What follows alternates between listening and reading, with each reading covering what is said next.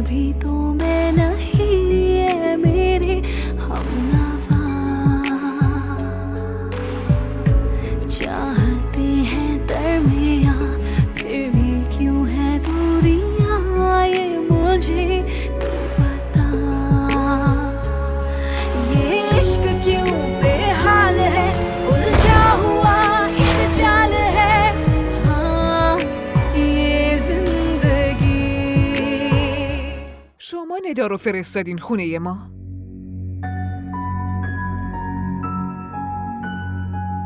نه اما اون میدونید این روزا دنبال خواستگار برای دخترمه. این گوشواره دختر توه نه؟ چی شد؟ چرا ساکت شدی ها؟ بگو دیگه این گوشواره دختر توه دیگه. این پیش شما چی کار میکنه؟ خب معلومه. من که اولین بار اومدم خونه چیزیم که با خودم نبردم. پس حتما دخترتی که اومده خونه من. اما کارن خونه شما؟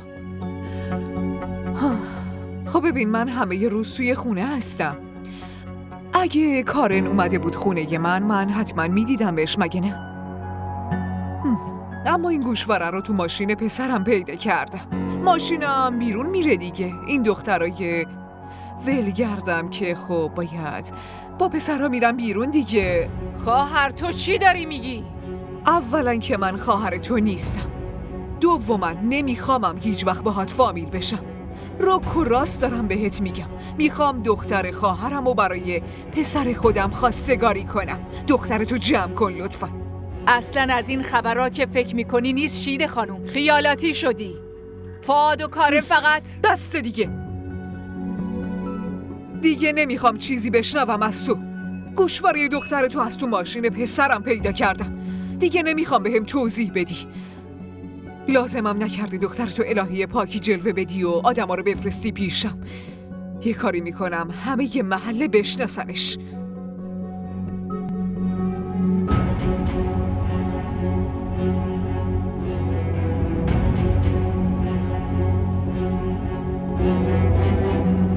کارن لطفاً تلفنتو جواب بده.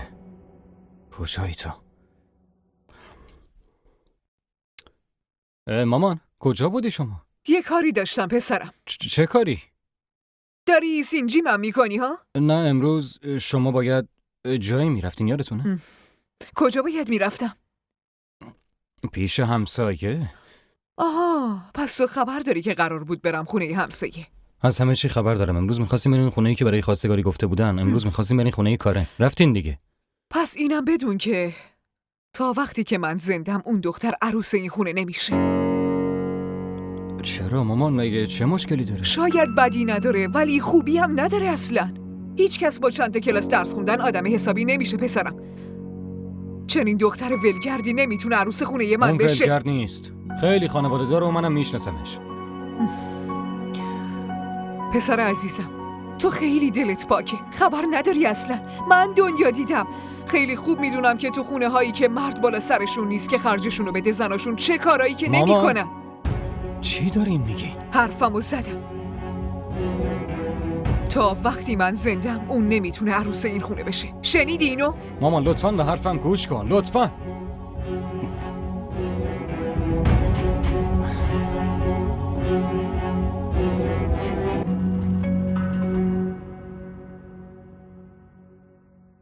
اشکال نداره خانم کوچیک. بایدم اینقدر به خودت برسی. حضرت بیبی تو هم فکر میکنی که این صورت زیبا لکه ننگ داره؟ اما شما هنوز توی خونه این. تو اتاقتونید. اینجا کی شما رو میبینه؟ تا چند وقت پیش نمیخواستم کسی حتی به هم نگاه کنه، اما حالا دلم نمیخواد صورت خودم رو ببینم. دلنواز یه سوال بپرسم؟ بله خانم کوچیک بپرسین. دلنواز تو دلت نمیخواد که یه شاهزاده خوشتیپ بیاد و عاشقت بشه و تو رو با خودش ببره. نه خانم کوچیک، این چیزا توی دنیای ما نیست. برای چی؟ تو دنیای شما ازدواج نیست؟ همه اونایی که ازدواج میکنن پیش ما هستن، تا یه زمان خاص، تا یه مدت مشخص. تازه خودمونم نمیتونیم براش تصمیم بگیریم. من هیچ کدوم از حرفای تو رو نمیفهمم دلنواز. ولش کنین خانم کوچیک، بعد این حرفا رو میفهمید.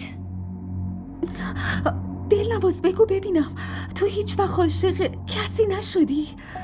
عاشق شدن؟ عاشق شدن چی هست خانم کوچیک؟ دنیای ما رو ول کنین، تو دنیای خودتون یعنی چی؟ دلنواز فقط اسمته، خودت دل نداری. ولش کن، تو نمیفهمی. कैसी दास्तां है ये, कैसी ये पहेली है, कोई जाने ना.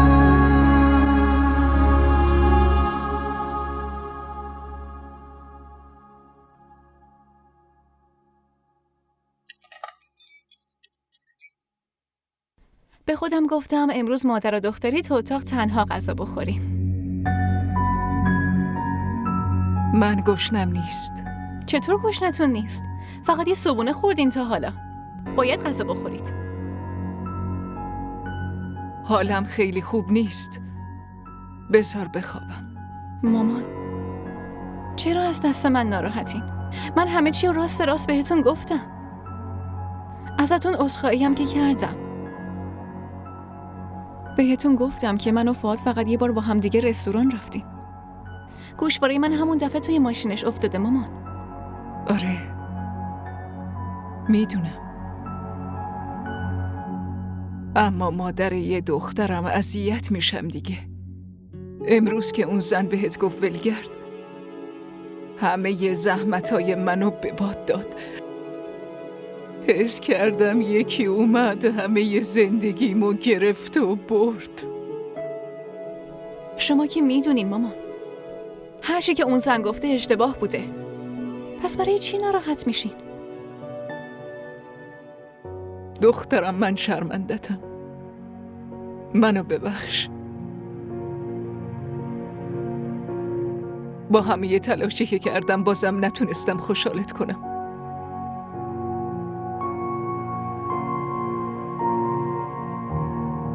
میدونین مامان، من از دست شما ناراحت نیستم.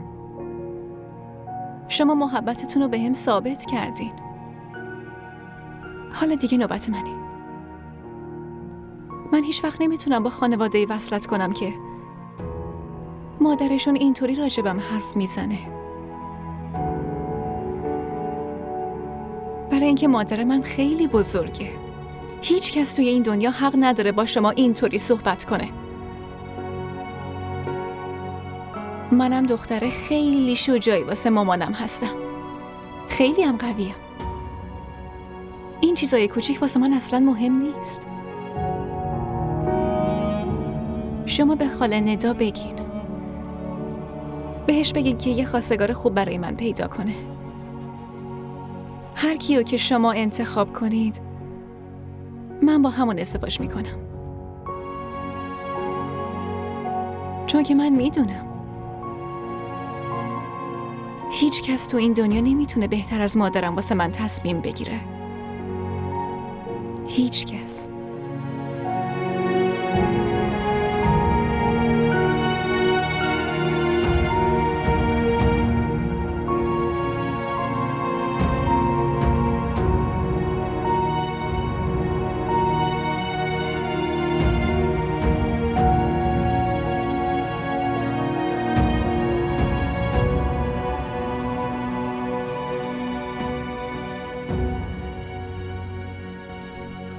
ای بابا، تو رو خدا گوشتو جواب بده کارن. معلوم نیست مامانم چی گفته، چطور گفته.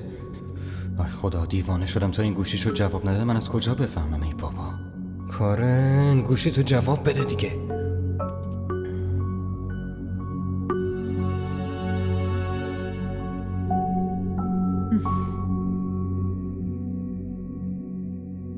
اون دختره ولگرد واسه پسر من تور پهن کرده. خودم درستش میکنم، حسابی حالیش میکنم با کی طرفه.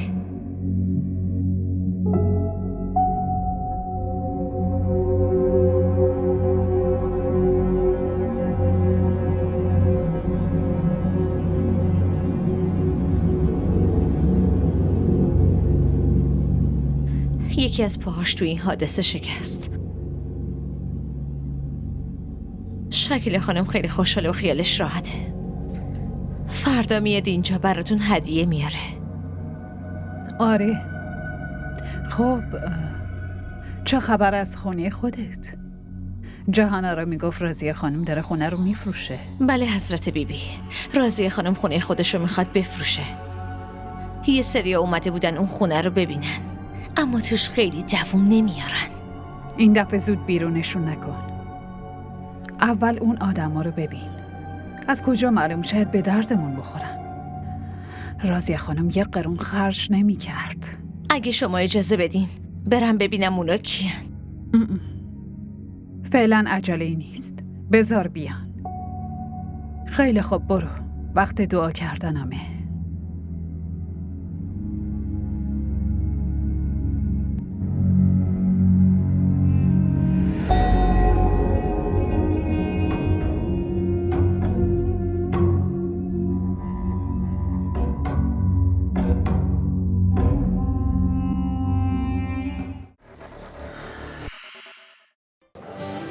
بگو ببینم خوشگله.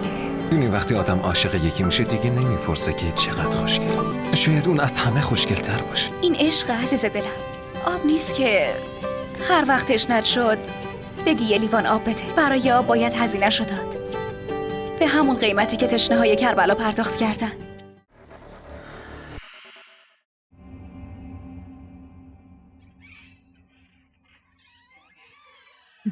پسرم بیا غذا تو بخور عزیزم.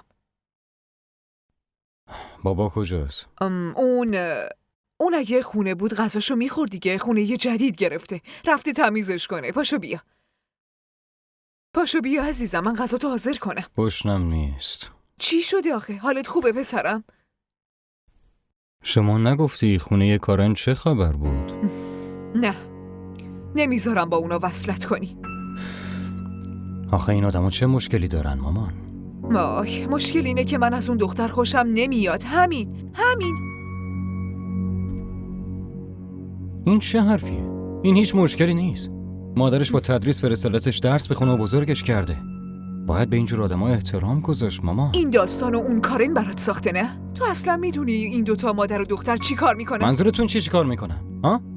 هرچی که دلتون میخواد، هرچی از دهنتون در میاد همینجوری میگین دیگه. آها، هنوز اون دختر نیومده تو این خونه داری چشماتو برای مادرت گرد میکنی. آره حتما وقتی هم بیاد دست مادرتو میگیری و از خونش بیرونش میکنی. مامان من چرا این کارو بکنم؟ برای چی؟ بهم بگین. هیچ وقت شده تا حالا توی این زندگی حرفتون رو گوش ندم؟ شده چیزی بگی من بگم نه؟ مامان من راه رفتن و با گرفتن انگشتای شما یاد گرفتم. چطور میتونم دستتون رو بگیرم و همچین کاری بکنم؟ شما بهم بگین ها؟ پسر عزیزم، جان من، حرف منو قبول کن دیگه. با دختری که من دوست دارم ازدواج کن. خودت میفهمی ماریا چه همسر خوبیه. مامان لطفاً درک کنین. من عاشقشم. نمیتونم بدون اون زندگی کنم. لطفاً. پس آرزویی که من برات دارم اصلاً برات مهم نیست؟ من حق انتخاب ندارم؟ ببین پسرم، خانواده هایی که پدر و مادر ندارن درست حسابی تربیت نمیشن. باشه. یعنی شما بیشتر از خوشحالی پسرتون به خوشحالی خودتون اهمیت میدین. خوبه؟ هر چی که شما بگین. پس یعنی داری حرفمو قبول میکنی ها؟ با دختری که من میگم ازدواج میکنی؟ کاملا قبوله. با کارن عروسی نمیکنم. موضوع کارن دیگه تمومه. اما با کس دیگه هم ازدواج نمیکنم. کلا هیچ وقت ازدواج نمیکنم. این چه حرفیه دیگه؟ پسر یکی یه دونه ای تو میخوای نسل باباتو تموم کنی ها؟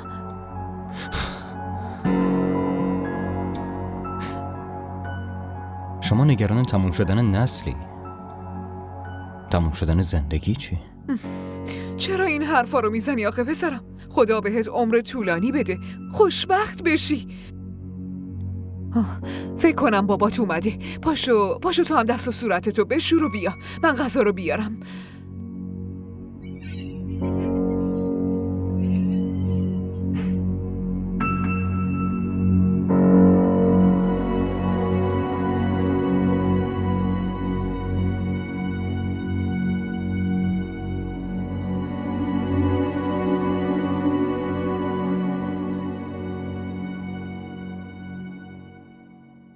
چی شده دخترم کارن؟ هیچی مامان. عزیزم داری به کی پیام میدی؟ هیچی، فقط دارم پیامای قدیمی رو پاک میکنم. عجیب نیست که مامانش این همه حرف زد بعد اون ازت یه عذرخواهی ساده هم نکرد؟ همش داره زنگ میزنه. خودم باهاش حرف نمیزنم. خب حرف بزن ببین چی میگه. چه فایده ای داره مامان؟ اونی که قراره بره چرا راهش رو ببندم؟ دخترم کارن، اگه مامانش راضی کنه خب. مامان شما چتون شده؟ چرا به این چیزا فکر میکنید؟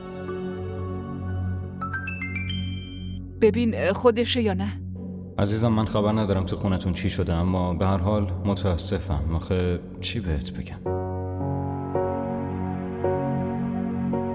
چی میگه؟ هیچی ننوشته. شما هم بخوابید. بهتره که ما دیگه همینجا تمومش کنیم.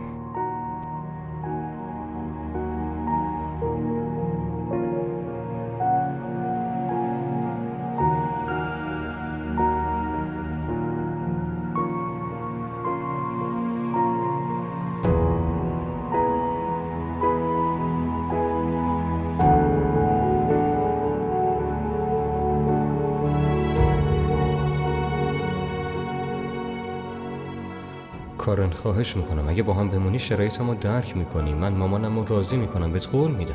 الان نه اما بعداً حتما قبول میکنه. قول میدم، به هم اعتماد کن.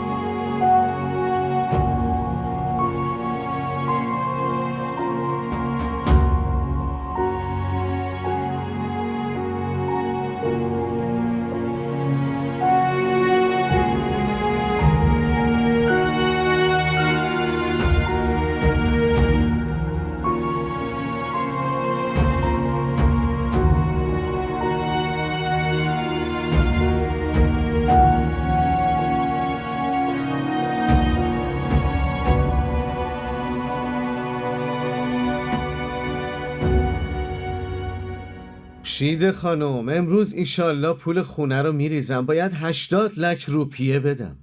اون خانم داره میره خارج. پس حسابت کلا خالی میشه ها؟ اولش بعداً یه کاریش میکنیم. نجمه اومد. سلام. ممنون. چی آوردی برامون؟ امروز نز داشتم. تو کل محل پخش کردم. الانم دم خونه افشان دادم. آها، تو خونه اون هم میری و میای؟ بیا دیگه، بیا داخل، بیشینیم حرف میزنیم با هم. چرا غذا رو نیاورد؟ ساعت چنده؟ میاره عزیزم، میاره. برای چه ای ساعت میپرسی؟ خیلی دیگه طول کشیده. الان میاره. بیا آورد. فواد، باید زود بریم خونه. برای همین اینو میخوری یا اونو؟ هرچی. دلت نمیخواد که زمان وایسه؟ نه. چرا؟ به خاطر اینکه اگه زمان وایسه باید برای عروسی بیشتر منتظر بمونیم. وای، چه منطق خوبی داری. چه موقع خوبی هم گفتی. نمیدونم چرا اینقدر تو یه دیوونه رو دوست دارم. یه دقیقه هم نمیتونم ازت دور باشم. خانم خوشگله، حتی یه دقیقه. خیلی خوب بسه. نمیخواد اینقدر حرفای چرت و پرت بزنی، فهمیدی؟ من از این حرفا خوشم نمیاد. حرف دلمه، راست میگم. تو هم که میزنی تو. فواد، من خیلی میترسم. پس چی؟ هیچ وقت که ازم دور نمیشینم.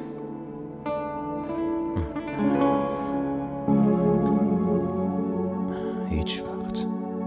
ما را در شبکه‌های اجتماعی دنبال کنید.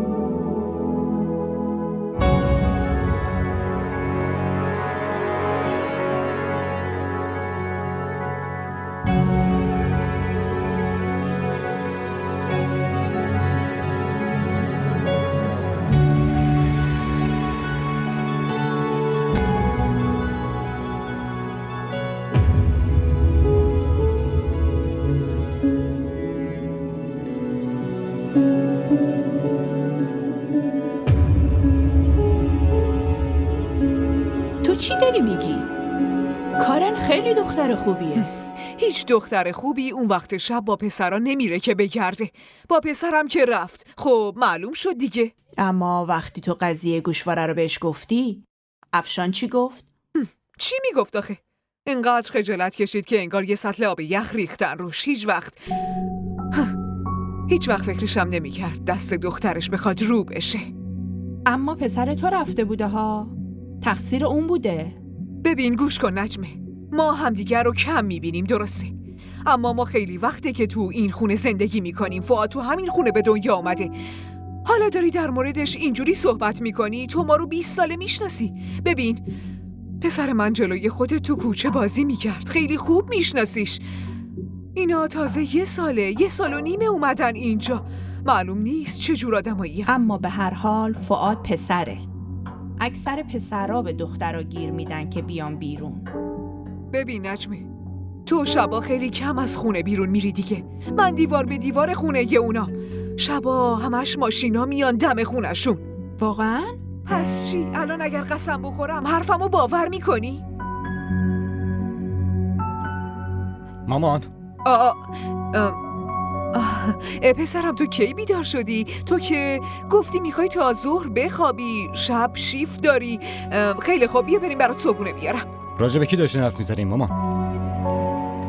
این که میگی میخواین پسرتون با کسی که شما میگین ازدواج کنه رو میفهمم، اما حق ندارین راجع به دختر یکی دیگه از این حرفای مسخره بزنین.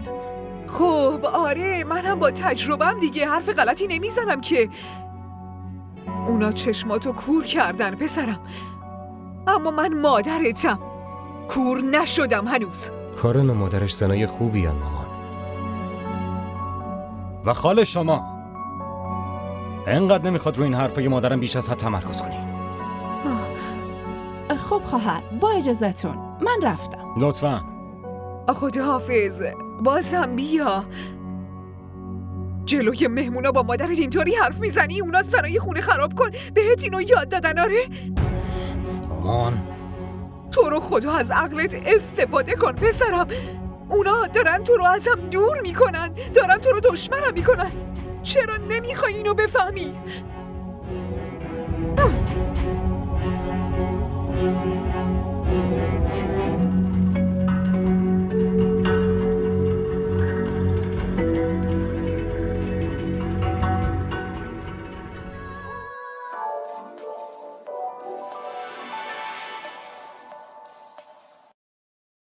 بله اعجاز. آره پول آماده کردم برات. منتظرت بودم. داداش باید پاشی بیای دیگه. آها همون جایی؟ باشه دارم میام. باشه خوبه دارم میام، زود میام. اوکی.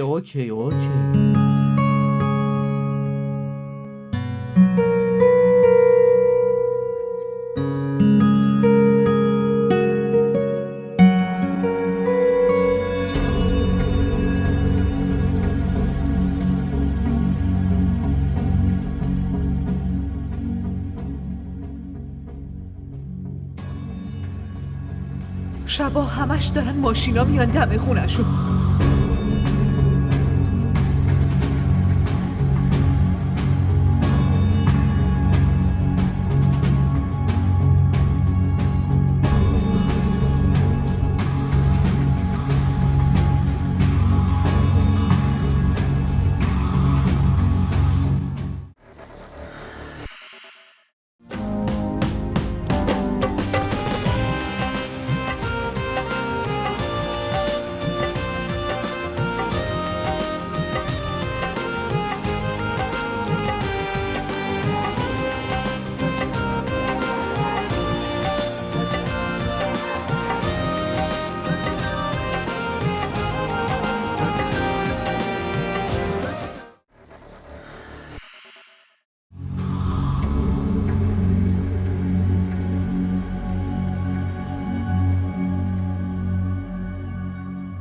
فؤاد فؤاد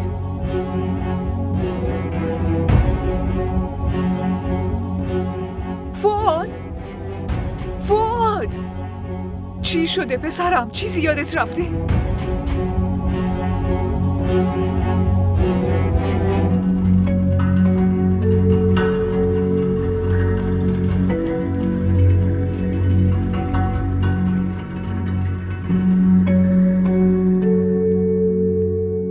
کجا رفتین؟ همه کتاباتون رو جا گذاشتین. بیاین. اوکی.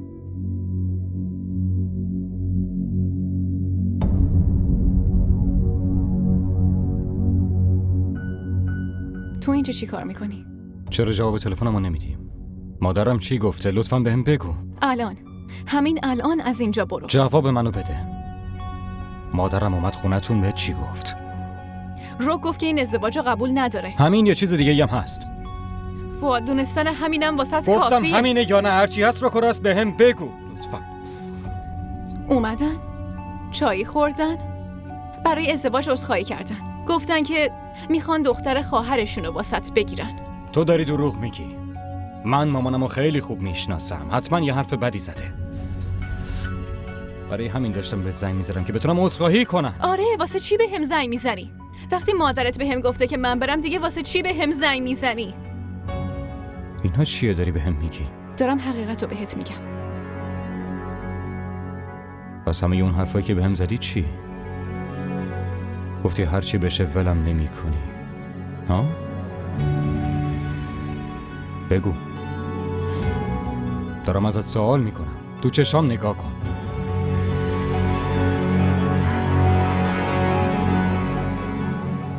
ولی این چیزا همیشه بوده.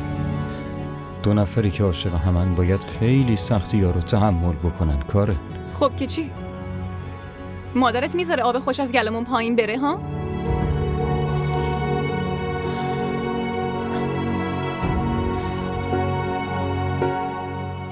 چی داری میگی عزیزم؟ من دارم از تو حرف میزنم. مادرت چی؟ من راضیش میکنم عزیزم. باور کن این کارو میتونم بکنم. خواهش میکنم کارن، خواهش میکنم. اینجا چه خبره؟ مامان. خاله، کارن هیچ تقصیری نداره. تقصیر منه. مادرم هر چی که گفت من از شما عذرخواهی میکنم. برای چی از پشت بوم میای؟ خونه ای ما در داره، فهمیدی؟ شما مادر و دختر چرا پسرمو ول نمی‌کنین آخه؟ نمیذارم با پسرم عروسی کنید. آبروشو تو محله بردین، چرا گوش نمیدین؟ معلوم نیست شما دوتا چی تو فکر مسخرتون هست. کی هستید؟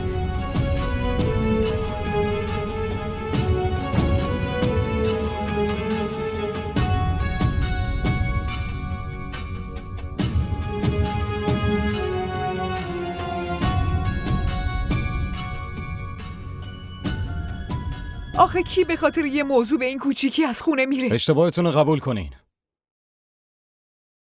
من چه اشتباهی کردم؟ به حرفم گوش کن. خودتو از دست اون بی‌شرفا نجات بده. حرفمو گوش کن. اگه آبروی کارنو نمیبردین حرفتون رو قبول میکردم مامان. این چه کار زشتیه؟ جلوی اونا منو شرمنده کردین مامان. آخه واسه چی باید شرمنده بشی؟ مگه قراره با همون فامیل بشن؟ باشه، پس ازشون عذرخواهی کنی. برای چی ببخشید بهشون نمیگین؟ واسه چی باید عذرخواهی کنم وقتی هیچ کاری نکردم؟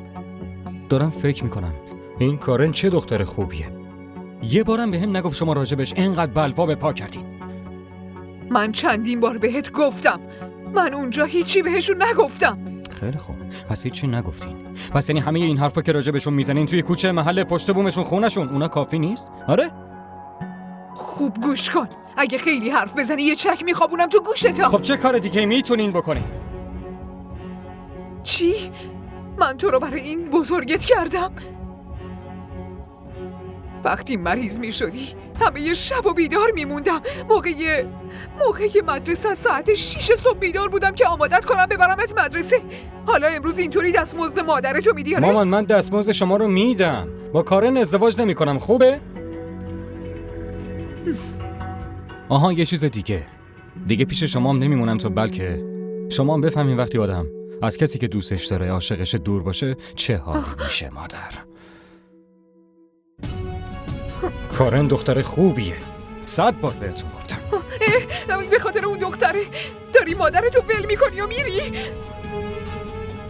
فؤاد به حرفم گوش کن. فؤاد، پسرمو ازم گرفتن. من بهت گفته بودم اون مادر و دختر مکارن. پسرمو ازم بیزار کردن. فؤاد حداقل حرفمو گوش کن، خواهش میکنم. فؤاد.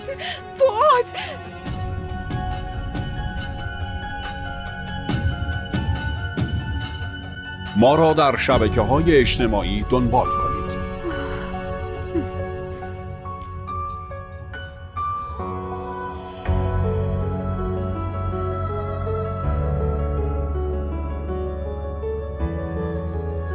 به به آقا خالد، خدا شانسو انداخته تو دامنت.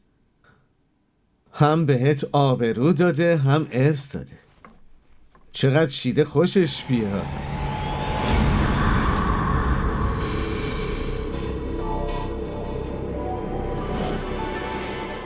حلال زاده است ها. الو خالد. بله شیده. فؤاد رفته. یعنی چی؟ کجا رفته؟ نمیدونم، گفت از این خونه میرم. یعنی کجا رفته آخه کجا میتونه بره؟ تو کل این شهر فقط یه فامیل داری که اونم حمیده است. مطمئنم که پیش اون نمیره. هرچی هم بشه خونه اون نمیره. احتمالا رفته بیمارستان. خب بعد شیفتش کجا میخواد بره؟ خیلی خب، من به موبایلش زنگ میزنم. برای چی نگرانی؟ باهاش حرف میزنم.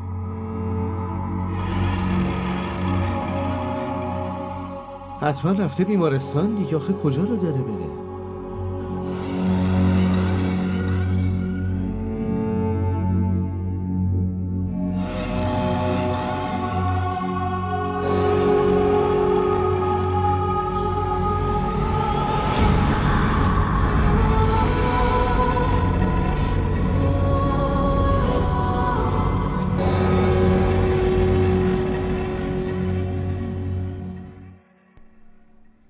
کارن، به نظرم خب اون پسر آدم خوبیه. فکر میکنم واقعا دوستت داره. چرا اینو میگین مامان؟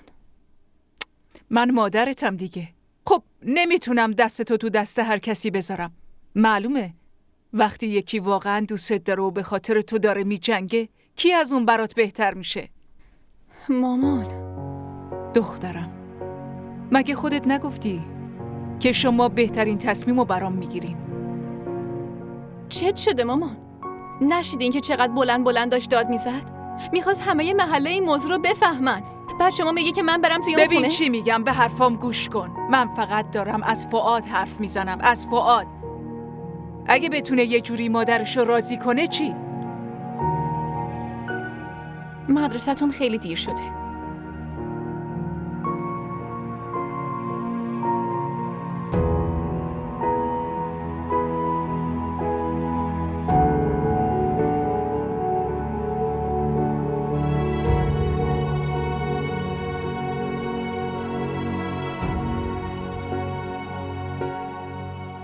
دخترم، برای تصمیمای اینطوری نباید احساسی عمل کنی.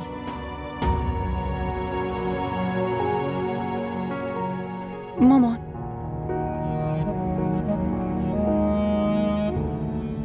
لطفاً به خاله ندا بگین که واسه من خواستگار بیاره. به هر کی دوست دارین منو بدین. ولی من با فؤاد عروسی نمی کنم. لطفاً دیگه در مورد این موضوع با من حرف نزنید.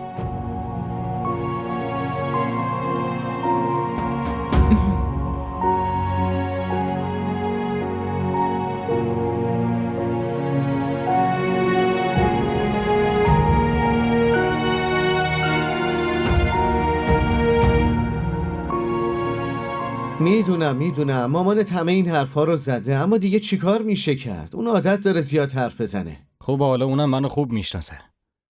ای بابا، من که تنها نمیرم خونه. یه ساعته داره بهم زنگ میزنه. بابا شما حرف منو بفهم، حداقل شما ترکم کن. ای بابا خب پدر من، شما نگاه کن آخه مامان داره چی کار میکنه. گوش بده ببین چی میگم. اگه من این کارو نمیکردم مامان حتما میخواست به این کارش ادامه بده. متوجه منظور من میشی یا نمیشی؟ چجوری توضیح بدم؟ من آخه اصلا متوجهم نمیفهم. تو چی میگی. فقط یه لحظه به منم گوش کن. تو تصور میکنی با این کارت سر عقل بیاد؟ بابا به حرف من گوش کنین. من همینجا میخوام. پسرم کجا؟ یعنی میخوای تو بیمارستان بیمارستان اتاق شیفتم، ولی خوبه همونجا پسرم این میخوام. حرفا اگر چیه اتاق داری شیفتمو میگی؟ بهم ندادن رو زمین میخوابم، اما من خونه بیان خونه نیستم. مگه چشه؟ به هیچ وجه. پسرم یه لحظه به حرفم گوش کن. یعنی منو به هیچ چیز حساب نمی‌کنی؟ خیلی خوب، صبر کن. یه فکری دارم پسرم.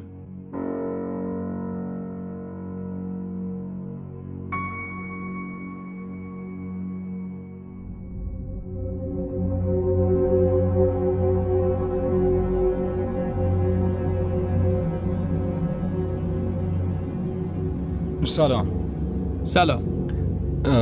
داداش اینو ببین، آدرسش کجاست؟ اصلا من نمیدونم، نمیشناسمش. نمیدونم اینا کیان. کجا میری؟ جواب بده. الو. ای بابا کجا میری؟ آقا بیا.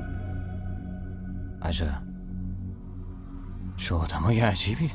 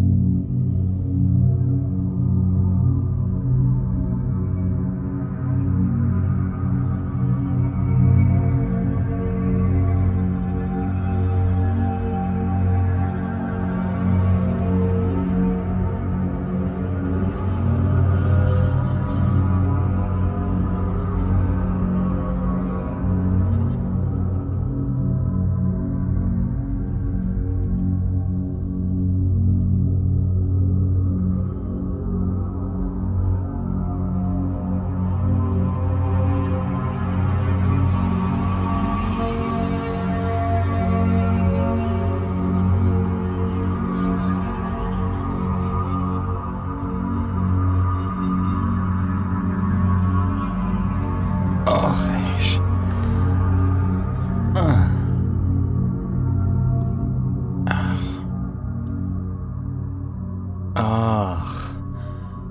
آیا چقدر اینجا جالبه ها. لوستر موسترم داره.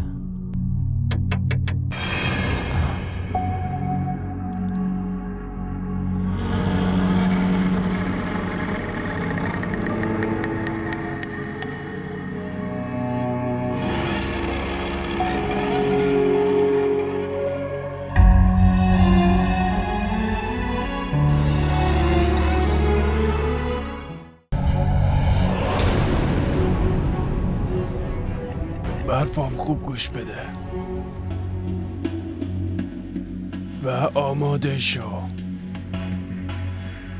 باید نماز بخونی 5 بار در روز.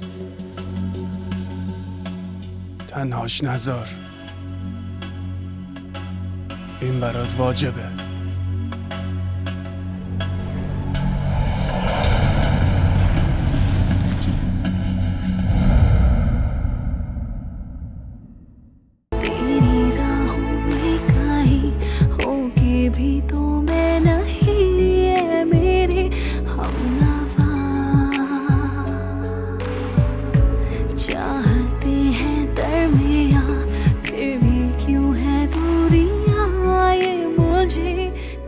DDTV ارائه کننده بزرگترین سریال های درامای ترکی، کره‌ای، پاکستانی دوبله شده به فارسی می باشد.